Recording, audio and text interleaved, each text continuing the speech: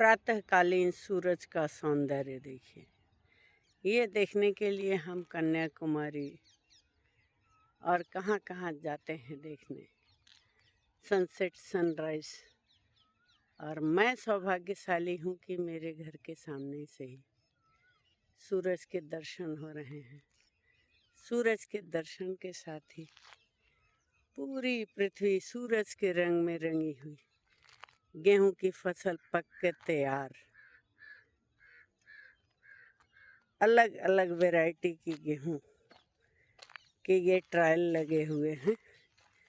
Trial के साथ ही साथ ये देखें, गेहूं लहलहा रहा है। फसल सुबह के समय इसमें चिड़ियाएँ चहचहा रही हैं। चिड़ियाओं को दाना मिल रहा है भरपूर। और इसी फसल को देख करके किसान भी उतने ही चहचहा रहे हैं कि अब उनका घर भी दानों से भर जाएगा पूरे साल भर के लिए। साल भर के लिए उनके घर में दाना भरा पड़ा रहेगा।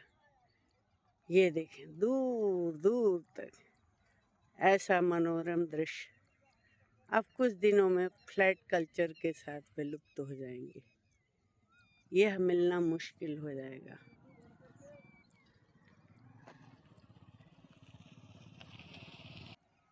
सूरज अंगड़ाइयाँ लेता हुआ धीरे धीरे धीरे धीरे आसमान पर अपनी रोशनी बिखेर रहा है। फिर इसी रोशनी के माध्यम से हमारे जीवन में हमको जीवन शक्ति मिलती है, जीवनी शक्ति मिलती है। गेहूं के रंग के साथ ही हमारे मोती जी हैं, ये भी गेहूं के रंग में विलुप्त होते जाते हैं। सुबह सुबह ये हमारा साथ देते हैं टहलने में। देखो, गेहूं और मोती दोनों एक ही रंग के। गेहूं की फसल के साथ ही ये चने की फसल भी पकने की कगार पर है। ये देखिए, पूरा प्लाट जो है ये चने का है जो पकना शुरू हो गया है। और यही कारण है कि चना और गेहूं एक साथ जब तैयार होता है तो हम एक त्यौहार मनाते हैं जिसका नाम है मेष संक्रांति। ऐसे हम कम जानते हैं, लेकिन सतुआन के नाम से ज़्यादा जानते हैं। दोनों फसल जब तैयार होता है तो इसका सत्तू बनता है।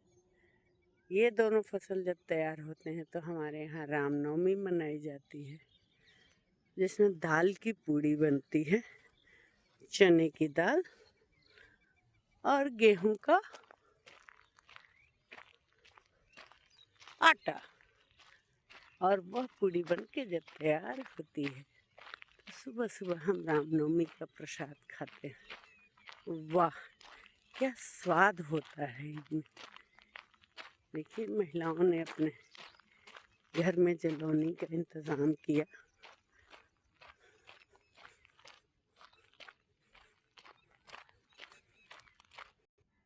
ये फसल, इस फील्ड की फसल ज़्यादा अच्छी लग रही है।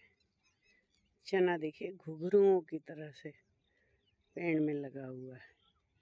किसी भी चीज़ को पैदा करने के लिए कितनी मेहनत करनी पड़ती है।